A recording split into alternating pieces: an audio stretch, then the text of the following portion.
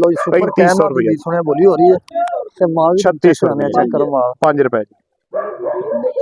जी routine payment है सब 3700 रुपए 5 रुपए माल चेक 3700 ते 5 रुपए जी सवा 3700 रुपए 30 रुपए 30 रुपए जी 35 रुपए जी 3750 रुपए 3800 रुपए 5 रुपए 10 रुपए 15 रुपए 25 रुपए 30 रुपए 50 रुपए 55 रुपए 60 रुपए 65 रुपए 900 रुपए सवा 900 30 रुपए 40 रुपए 50 रुपए 4000 रुपये रखो जी 4000 रुपए 5 रुपए 10 रुपए 25 रुपए 30 रुपए 50 रुपए 55 4070 जी 4100 रुपए 5 रुपए सवा 41 30 रुपए 41.5 रुपए 55 रुपए पौने 42 पूरा 42 10 रुपए 15 रुपए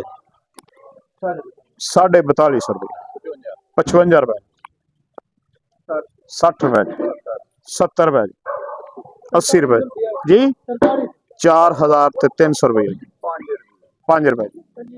25 रुपए 30 रुपए 4330 रुपए 35 रुपए 40 रुपए 50 रुपए 55 रुपए 60 रुपए 70 रुपए 4400 रुपए 5 रुपए 4405 रुपए 10 रुपए 15 रुपए 4444 क्या बात है टेट्रा 4G 4449 रुपए